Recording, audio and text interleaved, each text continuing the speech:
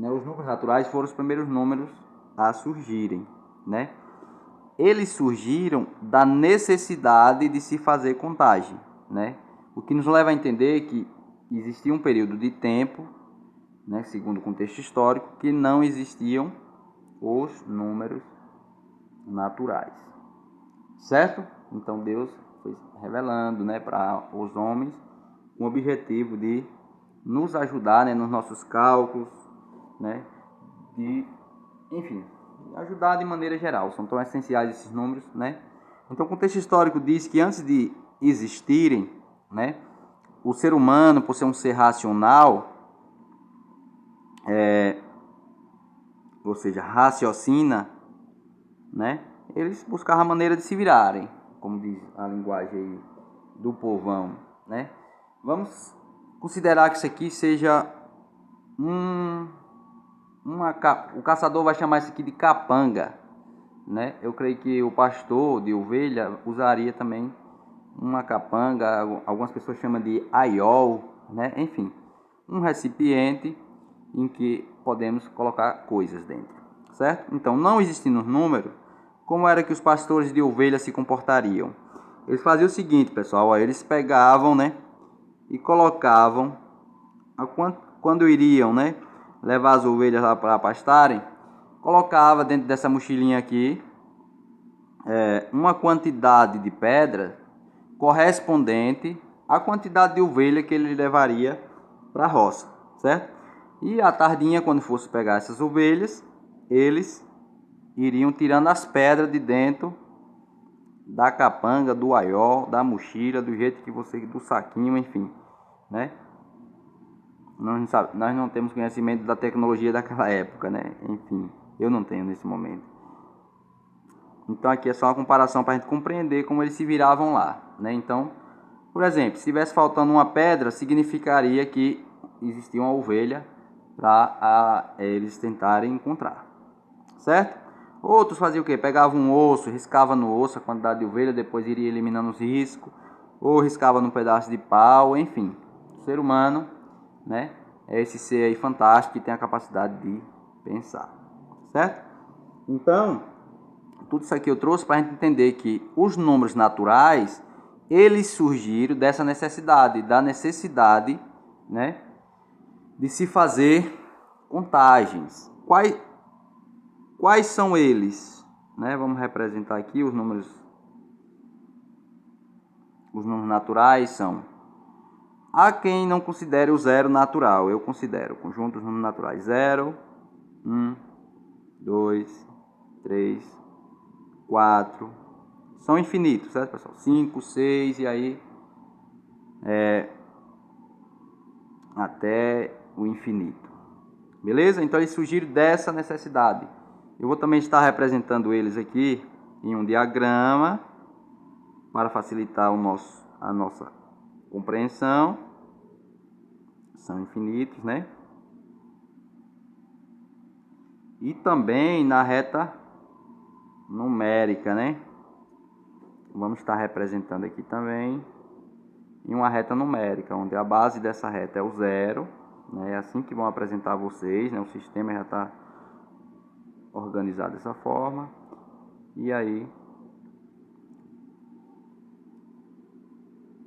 são infinitos, certo? Então, aqui está os números naturais. Olá pessoal, a paz do Senhor Jesus Cristo, né? Hoje nós vamos estar apresentando, né, mais um conteúdo de matemática do 6º ano, que é o sistema de numeração decimal, né? Nós sabemos que nem sempre existiam números, sabemos que os números foram sendo descobertos, né? Aí o homem vai tentar sistematizá-lo, né? E aí surge o sistema de numeração decimal, né? É um sistema de base 10. O que aqui significa? Utiliza 10 algarismos ou símbolos diferentes para representar todos os números, formado pelos algarismos 0, 1, 2, 3, 4, 5, 6, 7, 8 e 9. Ou seja, todo e qualquer número que existe no mundo pode ser representado através desses 10 algarismos. É tanto que depois do 9 aqui vem o número 10. Nós começamos a repetir. É formado pelo número 1 e o número 0. E assim sucessivamente. 11 é formado pelo número 1 duas vezes. 12, 13, enfim. Né? A partir desses 10 símbolos aqui é que se representa infinitos números. Certo? Então, esse é o nosso sistema de numeração decimal. É o mais aceito no mundo hoje, né? Nós temos outro sistema. Eu creio que nesse vídeo nós iremos também estar aprendendo um pouco sobre o sistema de numeração romana, certo? É um sistema posicional. O que é que isso significa, né? Que a posição do algarismo no número modifica o seu valor. Ou seja, vamos pegar aqui o número 15. Né?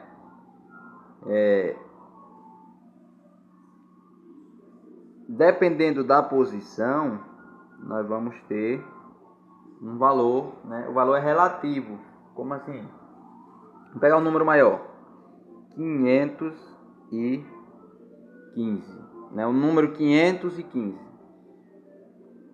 Esse 5 aqui, ele é o valor absoluto dele, VA, valor absoluto dele vai ser 5, e o valor relativo ou o valor posicional dele também vai ser 5, por conta dele estar na ordem das unidades simples, né?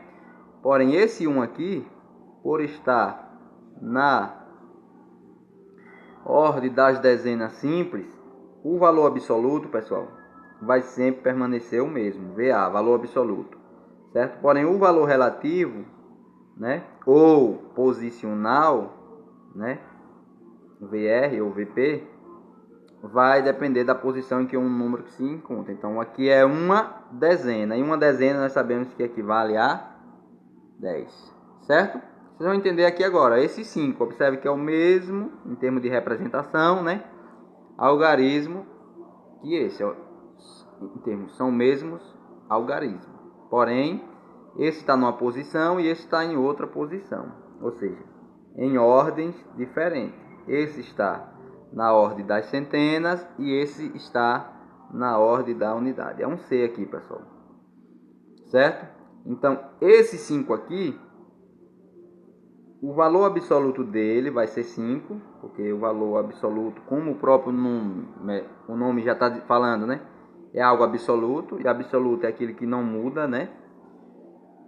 Então, o valor absoluto desse 5 aqui é 5 mesmo, porém o valor relativo ou posicional vai ser 500, pois aqui nós temos 5 centenas, beleza? Então, o nosso sistema de numeração, ele tem essa particularidade aí, ok?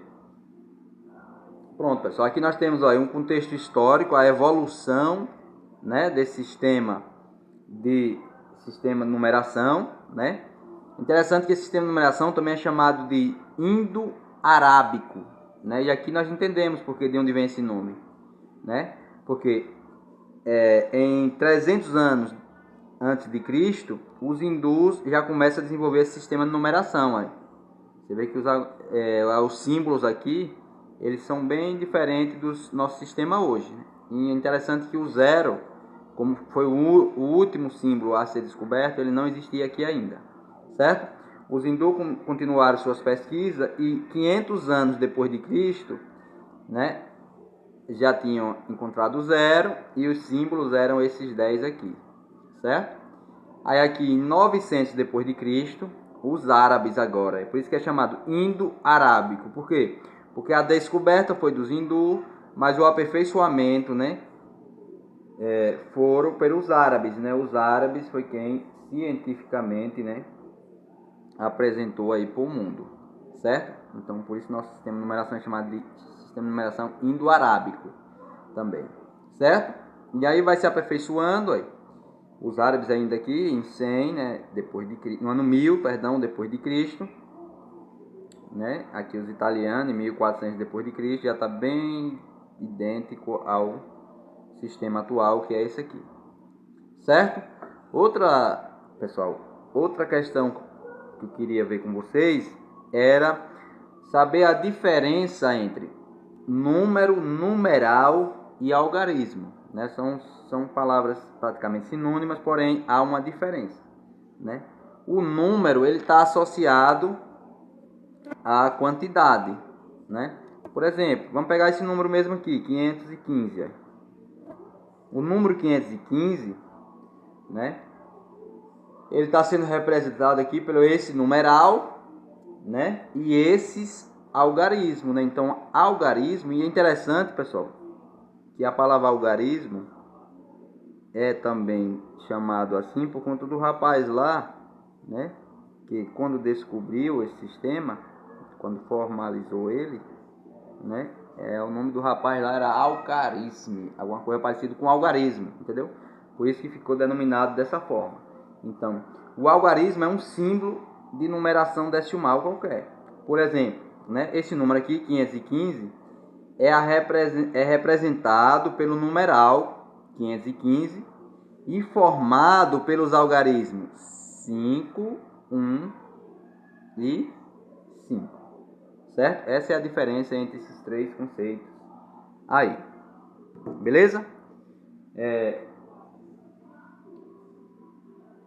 Esses números também, ele possui ordem, né? Podemos organizar ele em ordem crescente e ordem decrescente.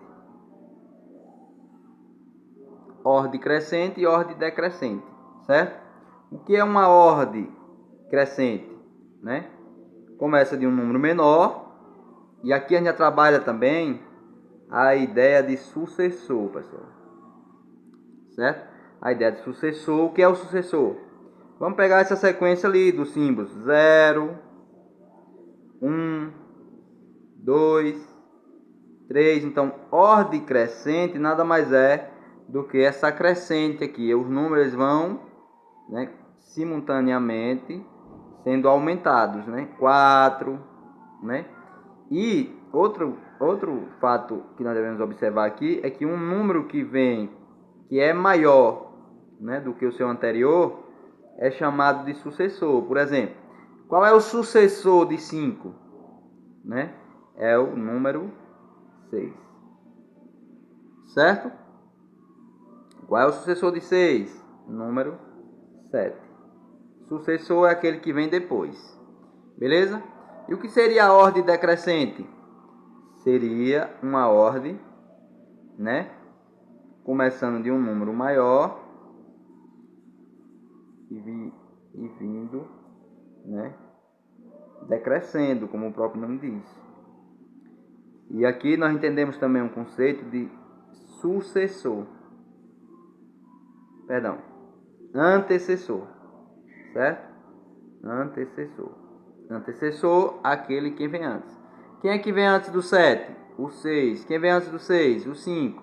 E aqui a ordem ela vai decrescendo aí. Ordem decrescente, antecessor. Quem é que vem antes do 5? O 4. Quem é que vem antes do 4? 3. Quem é que vem antes do 3? 2. E assim sucessivamente. Certo? E aqui também nós aprendemos um outro conceito que é de números consecutivos. O que são números consecutivos? É aqueles números que vêm numa sequência, né? Que nós temos duas sequências, né?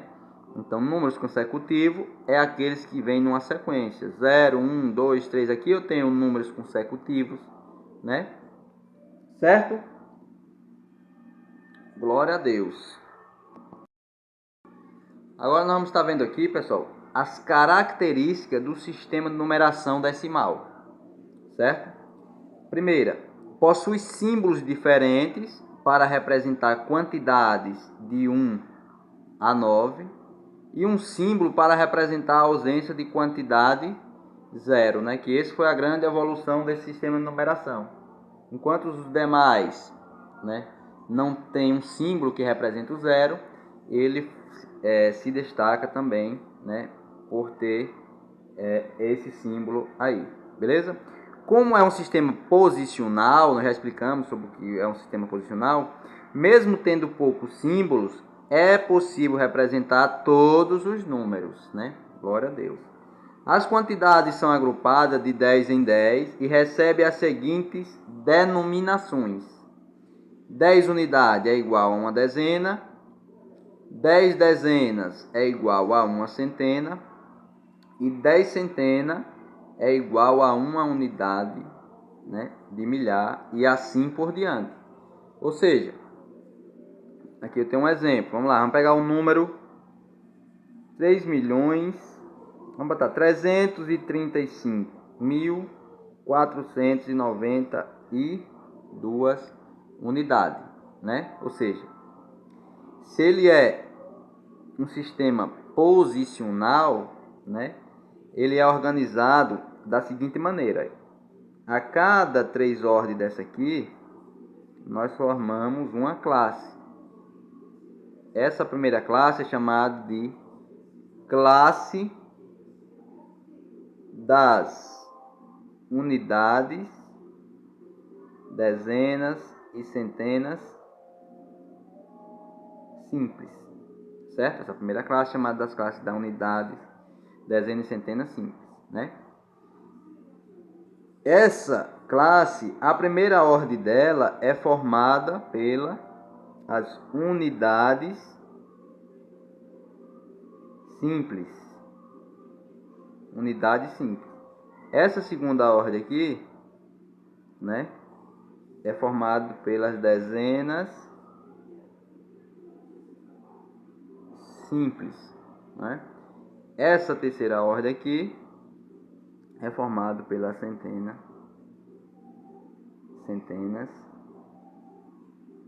simples, certo? Já essa segunda classe aqui são as classes dos milhares. O que é que vai diferenciar agora aqui? Classe dos milhares. O que é que isso significa? Significa que agora esse 5 aqui não é mais uma unidade simples, mas sim uma unidade de milhar, certo? É uma unidade de milhar. Esse 3 aqui não vai ser mais uma dezena simples, mas sim vai ser uma dezena de milhar, certo? Esse 3 aqui, ele não vai ser uma centena simples, mas vai ser uma centena de milhar, certo? Então, nesse sistema aqui, né, os números eles são formados, né, por ordens e classe, né? Primeira ordem, unidade simples. E aqui você pode classificar: primeira ordem, segunda ordem, terceira ordem. Aqui nós vamos ter, aqui nós vamos ter quarta ordem, quinta ordem e sexta ordem. Quarta ordem da unidade de milhar, quinta ordem de dezena de milhar, sexta ordem, né? Então saiba diferenciar. Classe já é aquela ideia do coletivo, né? A classe já é algo mais coletivo, é formado por 3 ordens. E essas ordens se organizam, como já foi dito, em unidades, dezenas e centenas. A primeira simples, a segunda de milhar, a terceira de milhão e assim sucessivamente, certo? É possível também, pessoal, comparar, né, números, né? Nós conhecemos esse símbolozinho aqui, Vamos trabalhar só com esses três aqui. Eu tenho um símbolo de maior que, menor que e igual, certo? Presta atenção que é muito simples de saber diferenciar isso aqui. Vamos trabalhar com a ideia de igual.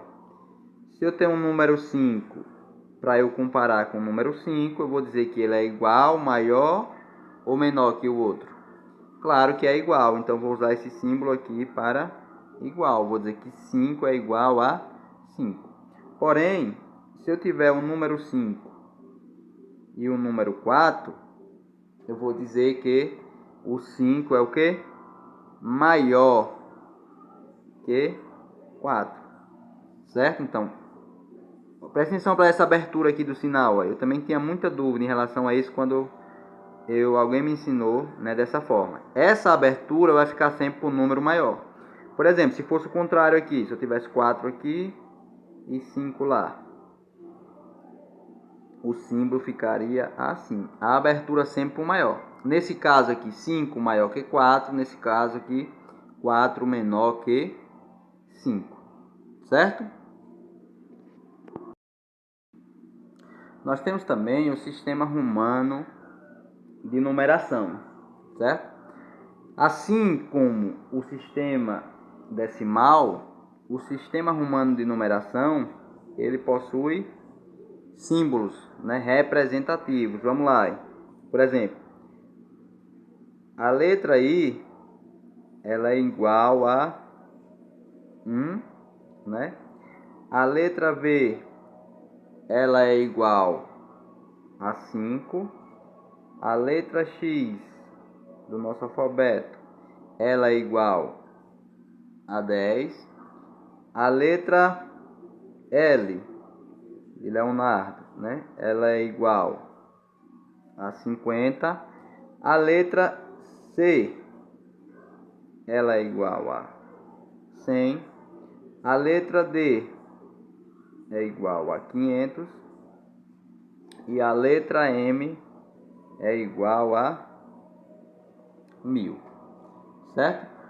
Então, ele é composto por esses 7 símbolos aqui que tem uma correspondência numérica, né? Esses são com seus respectivos valores, certo? Eu organizei dessa forma, pessoal, por conta que no sistema romano existem alguns desses símbolos que possibilita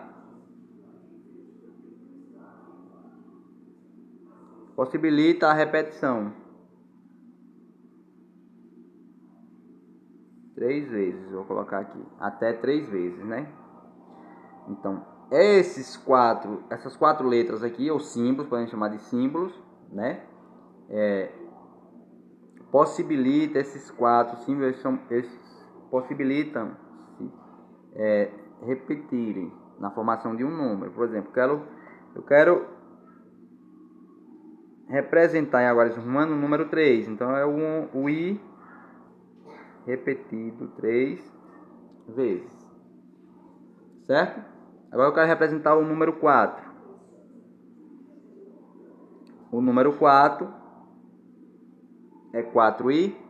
Não, por quê? Porque só é possível repetir esses quatro somente 3 vezes.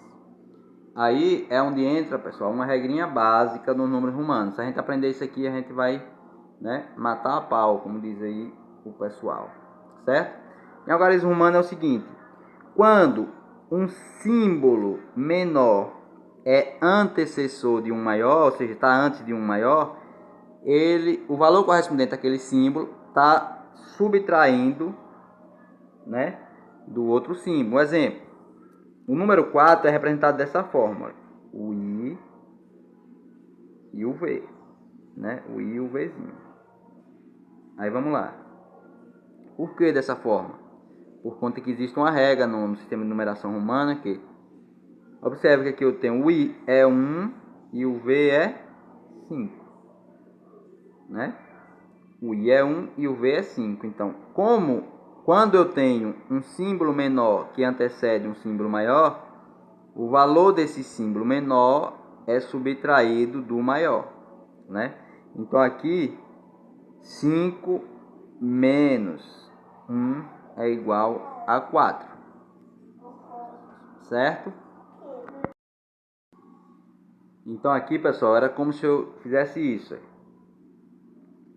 O valor do maior, que é 5, menos o valor do menor, que é 1. Por isso que é igual a 4. Certo? O 5 já está representado. Agora o 6. O número 6, observe que é ao contrário. A melhor maneira de entender é essa aqui.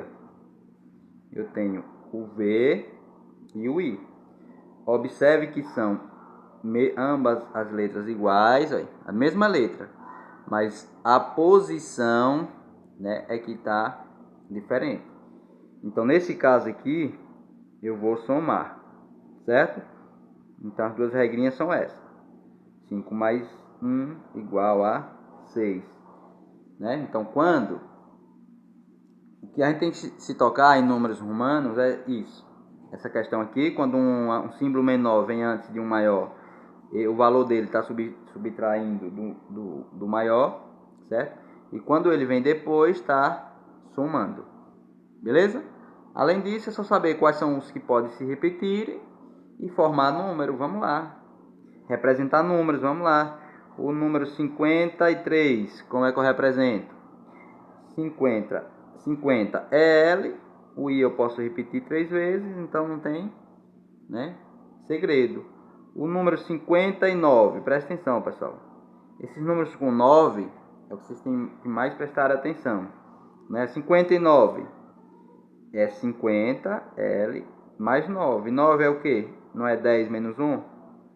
Então aqui o X é 10, como o I vem antes dele, está subtraindo, certo? Então 10 menos 1, 9. 59. Ok? Eu creio que é isso. Agora, outro detalhe, pessoal, importante, é a partir de 4.000, como representar? Preste atenção. Esse aqui é um caso particular. Vamos lá. Como é que eu represento 4.000 em algarismo romano? Porque até o 3, como o M pode se repetir, é 3.000, 3M, né? Repete 3M, beleza. Agora 4.000.